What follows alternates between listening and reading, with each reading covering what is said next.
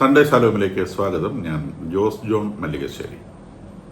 ഗാസയിലെ കത്തോലിക്ക ദേവാലയമായ holy family ചർച്ചിൽ ഇസ്രായേലിൻ്റെ ടാങ്ക് ഷെല്ല് പതിച്ചു എന്നുള്ള വാർത്ത ഇന്ന് മിക്കവാറും എല്ലാ മാധ്യമങ്ങളും റിപ്പോർട്ട് ചെയ്തിട്ടുണ്ട്. ദേവാലയത്തിന് ചെറിയ തോതിൽ കേടുപറ്റുകയും 3 ആളുകൾ കൊല്ലപ്പെടുകയും ചെയ്തു. നജ്വ അബു, സാദ് ഇസ, ഫൗമിയ ഇസ എന്നിങ്ങനെ 3 പേരാണ്. ഇതിൽ രണ്ടാമത്തെ ആദ്യം പറഞ്ഞ ആൾ പുരുഷനാണ്, മറ്റ് 2 സ്ത്രീകളാണ്. കുറച്ച് വയസ്സുള്ളവരാണ്. ഈ 3 പേരാണ് ഈ ടാങ്ക് ഷെല്ല് വീണ് കൊല്ലപ്പെട്ടത്.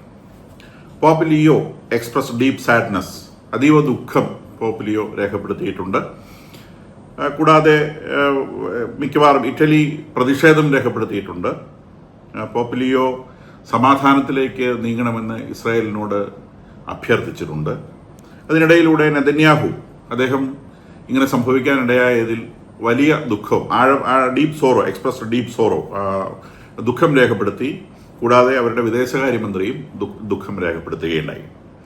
IDF ഈ വിഷയത്തെ സംബന്ധിച്ച് അന്വേഷണം പ്രഖ്യാപിച്ചിട്ടുണ്ട്.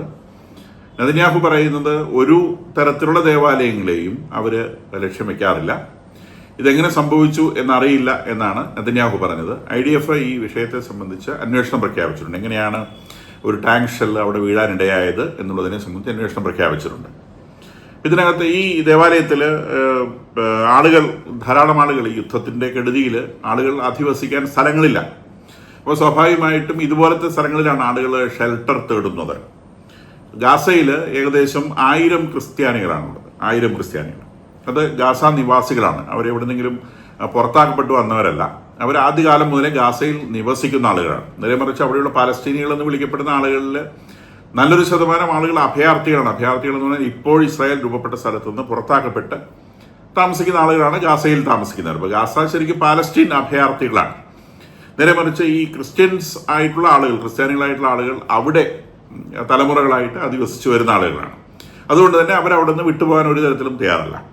ഇപ്പം ഈ 1000 വരുന്ന ക്രിസ്ത്യാനികളിൽ 135 പേരെ കത്തോലിക്കരാണ്. ഈ 135 പേരെ റെപ്രസെന്റ് ചെയ്യുന്ന ഈ ദേവാലയമാണ് ഈ ഹോളി ഫാമിലി ചർച്ച്. അവിടുത്തെ വികാരി ഒരു ഫാദർ ഗബ്രിയൽ റോമനെല്ലി ആണ്. അദ്ദേഹം അർജന്റീനക്കാരനാണ്. സ്വാഭാവികമായും അർജന്റീനിയൻ സ്വദേശിയായിരുന്നതുകൊണ്ട് തന്നെ മുൻ പോപ്പ് ഫ്രാൻസിസുമായി ഇദ്ദേഹത്തിന് വളരെ അടുത്ത ബന്ധമായിരുന്നു ഉണ്ടായിരുന്നത്. പോപ്പ് ഫ്രാൻസിസ് ഗാസയിലെ വിവരങ്ങൾ അന്വേഷിക്കാനായി ദിവസവും ഇദ്ദേഹത്തെ വിളിച്ചിരുന്നതായൊക്കെ ഇന്ന് പത്ര റിപ്പോർട്ടുകൾ നമ്മൾ കാണുന്നു. ഗബ്രിയേൽ റോമലിക്കും ചെറിയ തോതിൽ മുറിവ് പറ്റിയിട്ടുണ്ട്. അദ്ദേഹത്തിന് കാലിനാണ് പരിക്ക് പറ്റിയത്. ഗൗരവമുള്ള പരിക്കല്ല, കാലോടിയൊന്നും ഉണ്ടായിട്ടില്ല, ചെറിയൊരു മുറിവ് പറ്റിയിട്ടുള്ളൂ.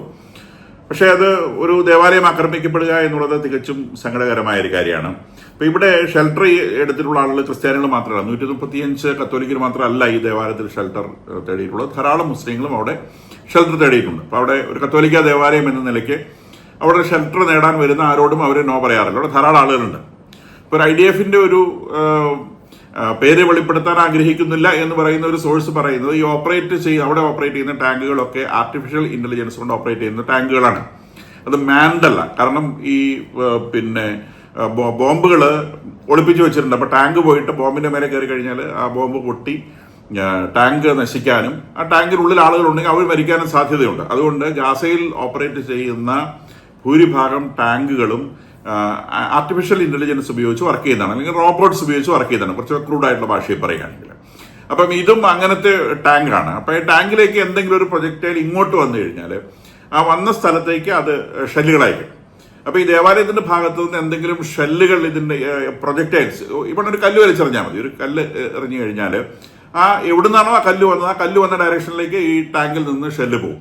അപ്പം അങ്ങനെ സംഭവിച്ചതാവാൻ ഒരു സാധ്യതയുണ്ട് എന്ന് IDFന്റെ ഒഫീഷ്യൽ ആയിട്ടുള്ള ഒരു ഇതല്ലാതെ ഒരു IDFിലെ ഒരു പേര് വെളിപ്പെടുത്താൻ ആഗ്രഹിക്കാത്ത ആൾ പറഞ്ഞു എന്ന് പറഞ്ഞുകൊണ്ട് ടൈംസ് ഓഫ് ഇസ്രായേലിൽ റിപ്പോർട്ട് ചെയ്തിട്ടൊരു സംഗതിയാണ്. അപ്പം അങ്ങനെ അത് അവരന്വേഷിച്ചുകൊണ്ടിരിക്കുന്നു. സ്വാഭാവികമായിട്ട് ഇതൊരു യുദ്ധമേഖലയാണ്.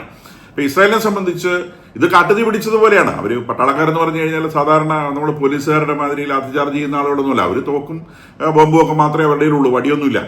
അപ്പൊ അവര് ഒരു പ്രദേശത്തേക്ക് പട്ടാളത്തെ ഇൻവൈറ്റ് ചെയ്യുക എന്ന് പറഞ്ഞാൽ വലിയ കാറ്റാസ്ട്രോഫിയാണ്, വലിയ ദുരന്തമാണ്. അപ്പൊ ഈ പറയുന്ന ഗാസ പ്രദേശത്തേക്ക് പട്ടാളം കടന്നു കയറാനിടയായ സാഹചര്യം എന്ന് പറയുന്നത് ഗാസയിൽ അധിവസിക്കുന്ന ഓരോരുത്തരെ സംബന്ധിച്ച് അപകടകരമാണ്. അത് ക്രിസ്ത്യാനിയാണെങ്കിലും ശരി, മുസ്ലിം ആണെങ്കിലും ശരി, ഓർത്തഡോക്സുകാരനാണെങ്കിലും ശരി, കത്തോലിക്കനാണെങ്കിലും ശരി, പട്ടാളക്കാരുടെ സ്ഥലത്ത് വരിക എന്ന് പറഞ്ഞാൽ അവരെന്നിട്ട് മിലിറ്ററി ഓപ്പറേഷൻ സ്റ്റാർട്ട് ചെയ്യുക എന്ന് പറഞ്ഞാൽ അവിടെയുള്ള സർവ്വ ആളുകളുടെയും ജീവൻ അത് ഭീഷണിയാണ്.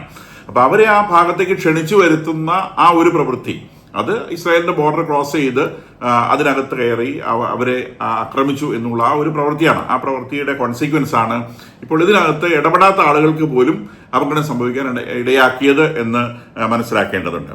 അതിനിടയിലൂടെ സിറിയയിലെ പ്രശ്നങ്ങൾ തുടരുന്നുണ്ട്. സിറിയയിലെ ഡ്രൂസ് കമ്മ്യൂണിറ്റിയും ബദോവൻ കമ്മ്യൂണിറ്റിയും തമ്മിലുള്ള വെടിനിർത്തൽ നിലവിൽ വന്നുവെങ്കിലും ഇസ്രായേൽ ആക്രമണം നിർത്തിയിട്ടില്ല.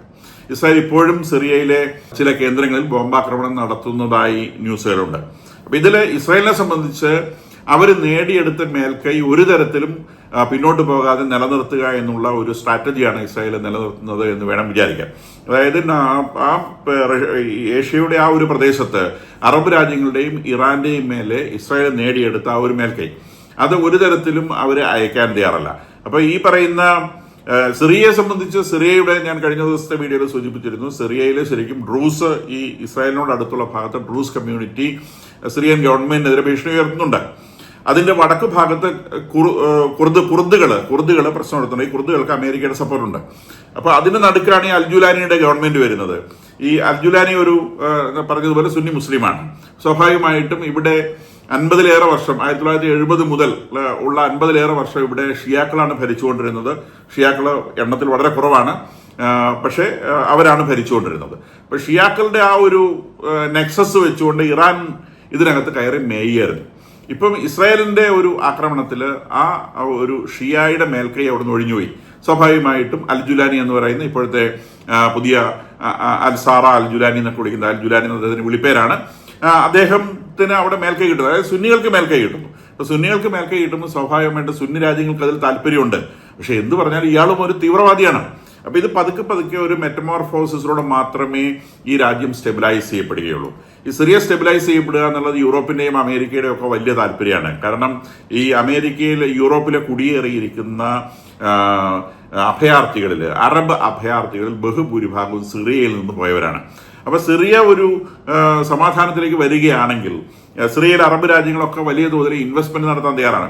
അങ്ങനെ ആ രാജ്യത്തിന് വലിയ പ്രോഗ്രസ് കിട്ടുകയാണെന്നുണ്ടെങ്കിൽ ഈ അഭയാർത്ഥികളിൽ നല്ലൊരു പങ്കും അവരുടെ സ്വന്തം നാട്ടിലേക്ക് തിരിച്ചു പോരും. അങ്ങനെ തിരിച്ചു പോരുന്ന ഒരു സാഹചര്യം ഉണ്ടായാൽ ഇപ്പൊ യൂറോപ്യന്മാർക്ക് സമാധാനമായിട്ട് കിടന്നു തുടങ്ങാം. ഇതിപ്പോ അവരുടെ കഴുത്തിന് മേലെ കത്തിയായിട്ട് അവിടെ തീവ്രവാദികൾ നിൽക്കുകയാണ്. അത് മുഴുവനോട് സിറിയയിലേക്ക് ഒന്ന് തിരിച്ചു പോകുക എന്നുള്ളത് യൂറോപ്യന്മാരുടെ വലിയ സ്വപ്നമാണ്. അപ്പൊ സിറിയയിലെ സമാധാനം എന്നുള്ളത് അവരുടെ വളരെ ഇമ്പോർട്ടന്റ് ആയിട്ടുള്ള ഒരു താല്പര്യമാണ്. പക്ഷെ ഇസ്രായേലിനെ സംബന്ധിച്ച് എല്ലാവരുടെ താല്പര്യങ്ങൾക്ക് മേലെയും ഇസ്രായേലിന്റെ താല്പര്യമാണ് ഇസ്രായേലിനുള്ളത്. അവരുടെ താല്പര്യം എന്താണ്? അവരൊരിക്കലും ആക്രമിക്കപ്പെടരുത്. ആക്രമിക്കപ്പെടരുത് എന്ന് പറഞ്ഞാൽ ഒരു ഇസ്ലാമിക് ജിഹാദ് എന്ന് പറയുന്ന ഒരു സംഗതി അത് ഒരിക്കലും അവരുടെ ചുറ്റുവട്ടത്തിൽ വേര് പിടിക്കാൻ അവർ സമ്മതിക്കില്ല. ഇപ്പൊ അവരതിന്റെ വേരുകൾ ഏകദേശം ഒന്ന് മുറിച്ച് റെഡിയാക്കി വെച്ചിട്ടുണ്ട്. ഇനി എവിടെയെങ്കിലും ഒരു വേര് സ്പ്രൗട്ട് ചെയ്യുന്നുണ്ടെങ്കിൽ ആ നിമിഷം അവർ കയറി ആക്രമിക്കും. അത് പിന്നെ കുറച്ചു നാളും കൂടി അസമാധാനം വരുത്തുന്നത് കൊണ്ടോ അല്ലെങ്കിൽ അറബ് അക്കോർഡ് കുറച്ചും കൂടെ നീണ്ടുപോകുന്ന വിഷയമോ ഇത്തരം കാര്യങ്ങളൊന്നും ഇസ്രായേൽ പരിഗണിക്കുന്നേയില്ല. അവരെ സംബന്ധിച്ച് ഇസ്ലാമിക് ജിഹാദ് എന്ന് പറയുന്ന ആ ഒരു സംഗതിയുടെ വേരറക്കുക എന്നുള്ളതാണ് അവർ പരമപ്രധാനമായിട്ട് കാണുന്നത്. അപ്പൊ അതിനിടയിലൂടെയുള്ള ആക്രമണങ്ങളിൽ നമ്മളിപ്പോൾ പറഞ്ഞതുപോലെ പള്ളിക്ക് പരിക്ക് പറ്റുന്നു, അല്ലെങ്കിൽ സമാധാന ശ്രമങ്ങൾക്ക് പരിക്ക് പറ്റുന്നു, അല്ലെങ്കിൽ അറബ് അക്കോർഡ് വരുന്നത് താമസിക്കുന്നു, ഇങ്ങനത്തെ കാര്യങ്ങളൊക്കെ നടക്കുന്നുണ്ട്. ഈ അറബ് അക്കോർഡിന്റെ ഒക്കെ പിന്നിലുള്ളത് സമാധാനം എന്നതിനേക്കാളേറെ എക്കണോമിക് താല്പര്യങ്ങളാണ്. അത് ഇസ്രായേലിനേക്കാൾ കൂടുതൽ താല്പര്യമുള്ളത് അറബ് രാജ്യങ്ങൾക്കാണ്. അവരുടെ ഇക്കോണമി വളരണമെങ്കിൽ ഈ അറബ് അക്കോർഡ് വന്നാലേ അവരുടെ ഇക്കോണമി അവർക്ക് വളർത്താൻ പറ്റൂ. അത് ഇസ്രായേലും അമേരിക്കയും തമ്മിലുള്ള നെക്സസ് അത് അത്രയും സ്ട്രോങ് ആണ്. അപ്പം ഇസ്രായേലിനെ പിണക്കിക്കൊണ്ടുള്ള ഒരു കാര്യത്തിലും അമേരിക്ക അവിടെ നിൽക്കില്ല. അമേരിക്ക വരാതെ ഇവരുടെ ഇക്കണോമിക് താല്പര്യങ്ങൾ നടക്കില്ല. അപ്പൊ ഇതെല്ലാം കൂടി ഇങ്ങനെ കുഴഞ്ഞു മറിഞ്ഞു കിടക്കുകയാണ്. ഇത് ശരിയായി വരേണ്ടതുണ്ട്.